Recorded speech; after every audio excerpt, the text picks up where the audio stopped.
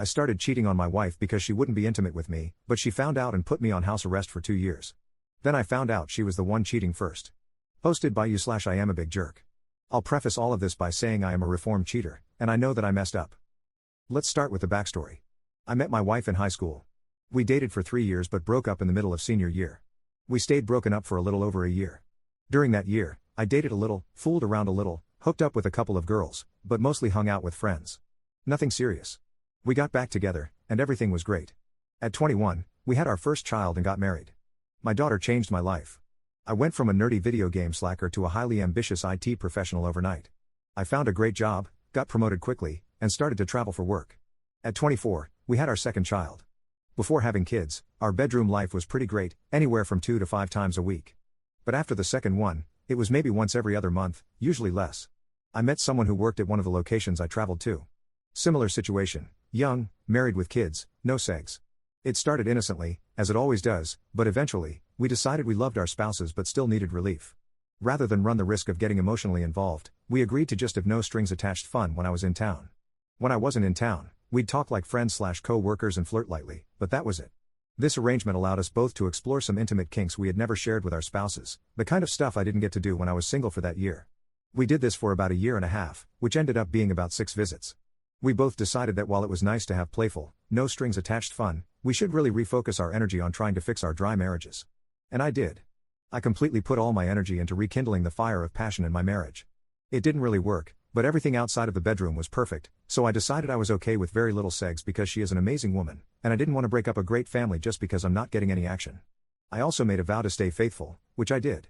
Then, about 2 years ago, my wife found a video on the laptop of me and my secret bedroom buddy. I came clean about everything, admitted I was wrong, and vowed to prove that I was worth trusting. She had some requirements that I accepted without question. I stopped hanging out with friends, stopped playing any and all video games, no longer chatted on MSN with friends, spent very limited time on the internet, switched jobs, helped out more around the house, and gave her full access to my email, etc. Basically, I decided I would cut out everything that could be a distraction from rebuilding trust. It's 2 years later, and I'm confused. I've been faithful for more than 3 years now and done everything asked of me and more. I've made such major changes in my life and who I am to prove that I can be trusted, but it's made very little difference. There's still almost no bedroom intimacy, and she is still very, very mistrusting. She can have a Facebook account, but I can't. She can go out with friends occasionally, but I can't. I can play a video game, but only if it has no online or chat component. We did counseling for about 6 months, and the therapist did say she saw improvements and that I was making a serious effort to prove my trustworthiness and was unlikely to cheat again. My wife didn't like sharing details of our life and felt it wasn't helping. Recently, a girl I knew in high school contacted me and made it very clear she'd be interested in a sex-only relationship. I told her no, but it made me start to wonder how much punishment I should endure. I feel that I've tried as hard as I can, and I want things to get better. But I refuse to spend the next 70 years apologizing and walking around with my tail between my legs. At the same time, I don't want to be a weekend-only dad, that would be the end of me. And I still very, very much love my wife. I just don't know what to do. Update 6 days later. First, let me say thank you to everyone who commented. I read all of them, and they helped me more than I can ever express. Thank you, Reddit. What a difference a week makes. I came to Reddit a mere 5 days ago, and the life I had last week is nearly unrecognizable from the one I have today. Wall of text ahead. After reading all the comments last week, I decided I'm not a prisoner, and things had to change. I made plans to go out with friends I hadn't seen in over a year on Friday night. On Thursday night, I sat down with my wife to try to reopen communication, letting her know that I have needs and wants that aren't being met, and that if we are going to make this work, then some changes have to happen. She is my partner, not my warden. She took it pretty well and seemed to understand where I was coming from and recognized the huge amount of work I've put into myself in this relationship. It felt like a fairly major breakthrough. We even discussed picking a new therapist and giving that another try. But there was something nagging me the whole time. A Redditor mentioned that he went through something similar but eventually found out his wife was also cheating, which explained the Alcatraz-style lockdown on his life. I don't know why, but I couldn't shake this thought. I know my wife wouldn't cheat, but she's also a reasonable person, so why the hell have I been on house arrest for 2 years? After a couple of days, the thought got the better of me, and I put a keylogger on our laptop. I did this Thursday afternoon. Friday comes, and I am excited to see my buddies. We talked a little before I left. She was apprehensive but understood that this is necessary to rebuild lasting trust in our relationship. And, like Reddit suggested, I hardly had anything to drink, answered texts and phone calls in a timely fashion, and got home 20 minutes before I said I would as a show of good faith. My wife was already in bed but sleepily asked how the night went, and I said it was great. Saturday morning, we discussed it at length. She seemed genuinely happy and understanding, and I was beaming from ear to ear. Not only did I get to see my buddies, but it also appeared that I was making headway in my relationship. Win-win.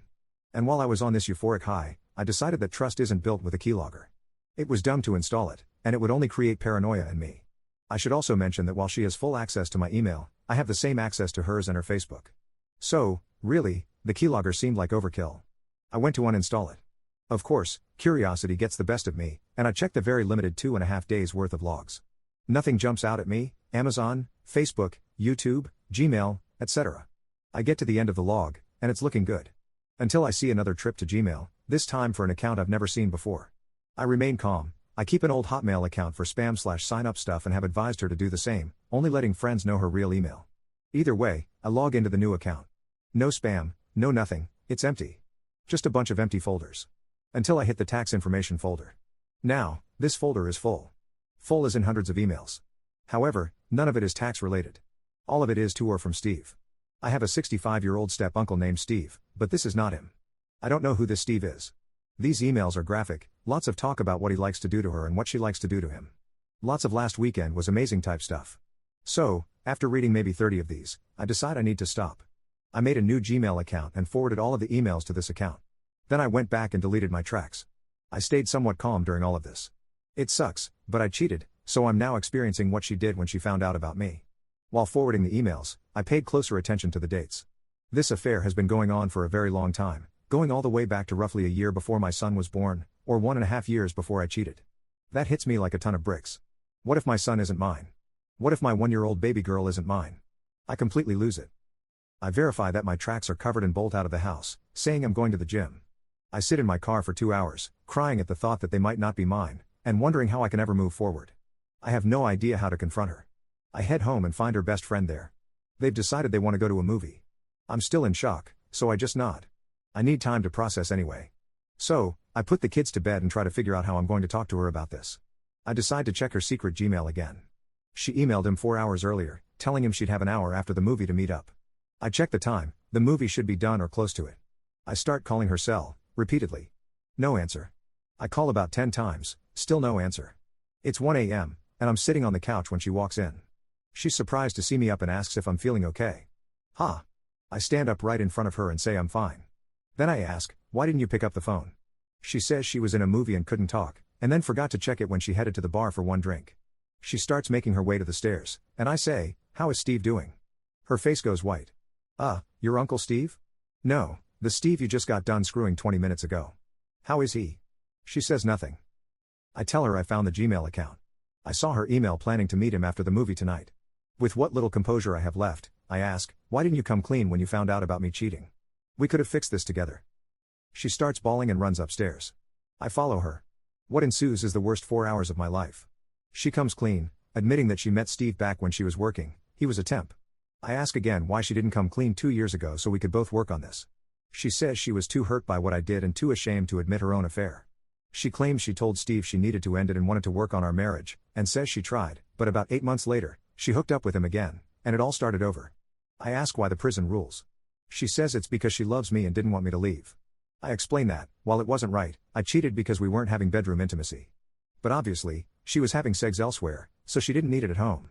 So I ask why she cheated, because I know that before Steve, we had bedroom intimacy 2 to 3 times a week, and she came 1 to 2 times each time. She says Steve was relentless in pursuing her, which made her feel appealing, and that the relationship was taboo, which added a thrill. Do you love him? To which she says no, but admits she liked the thrill and the taboo. I could go on and on. I asked a million questions. Eventually, I ask the big question, are the 2 youngest kids mine? She assures me they are. I ask how she can be so sure, and her response is that she just knows. But despite what she says, she has no way, without a blood test, to assure me they are mine. I am crushed on so many levels. I stand up and head for the door. She stops me, begging for forgiveness and promising that we can work this out. She says I can impose harsh rules if I want, watch her every move, and she'll do anything to fix this. I calmly tell her I have no interest in being a warden, and that I need to go for a walk. I walk for an hour, then come home and crash on the couch. Sunday was beyond awkward. I said very little to her. I spent the day studying my 2 youngest, trying to find my traits in them. Every time I thought I saw something, I was struck by the fact that I don't know what Steve looks like. Maybe he has big ears too, and that's where my son gets them. We talked briefly Sunday night. Despite wanting to ask more and understand more, my soul just wasn't in it. So, we went to bed separately, and I lay awake to the sound of her crying upstairs. It felt good to get that out. I'm not sure what to do from here. Part of me thinks neither of us will ever truly trust the other again. But another part of me remembers that she could have left 2 years ago, either to be alone or to be with Steve. She gave me another chance, and I'm a better person for having had that chance. Wouldn't it be hypocritical of me to end this because of infidelity? Doesn't she deserve a chance to prove herself and improve herself, just like I have? Edit. I got home from work, and she had taken the kids to her parents for a sleepover. She kept trying to get me to say what I thought or felt, but I stayed pretty quiet. I told her I didn't know what I thought or felt yet. I know I need to talk to her, but all I feel like doing is lying on the couch with some beer and watching Futurama until I pass out. She eventually got me to talk. I basically said that I don't know what to do, but I think, at the very least, we need some separation and therapy if we're going to attempt to fix this. She wasn't happy about the separation part, but I put my foot down. I've been trapped in my house for 2 years, maybe she doesn't love me but rather loves the idea of us. She saw my point and said she did love me, but understood that some time apart might help. Second update 6 months later. Hello Reddit, it's been a few months. I'd just like to say right away that you all helped so much. Wall of text, as always. Well, it's been 6 months since I found out my wife had been cheating, and a lot has changed. After finding out, the first thing I did was get the kids' DNA tested. Then I spent the next 2 weeks sleeping on the couch and having endless conversations with my wife. The more we talked, the more I felt like the world's biggest chump. I had poured my soul into fixing the relationship and was racked with guilt while she was out screwing some guy. But I also couldn't see myself just walking away. She'd been in my life since we were 15, we are 29. So, I agreed to start therapy immediately and see how I felt after talking to someone else. To say the therapist was a bit shocked by our story is an understatement.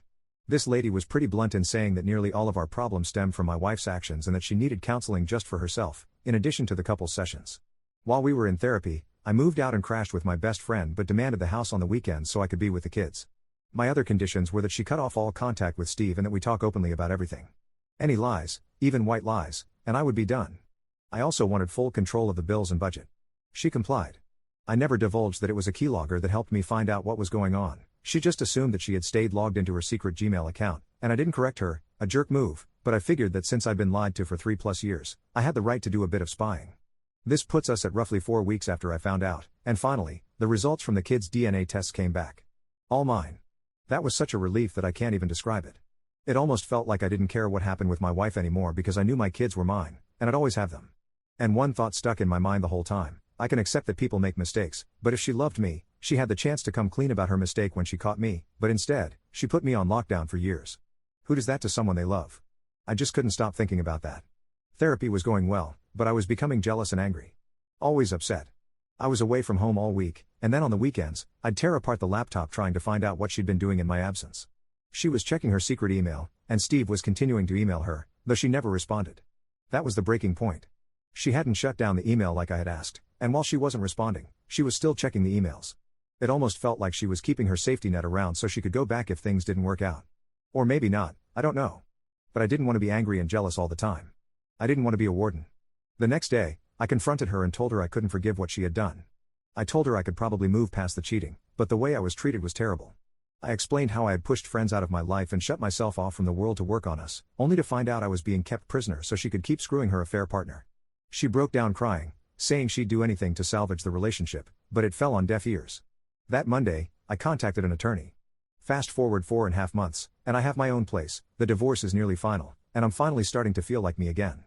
We are going for 50-50 custody. I've been reconnecting with friends and trying to find new hobbies for when I don't have the kids. I've been on 2 dates because a couple of friends wanted to double date, thinking it would help me. It was nice to meet new girls, but I'm just nowhere near ready to trust anyone. Part of me thinks I'll just put off dating until the kids are out of high school.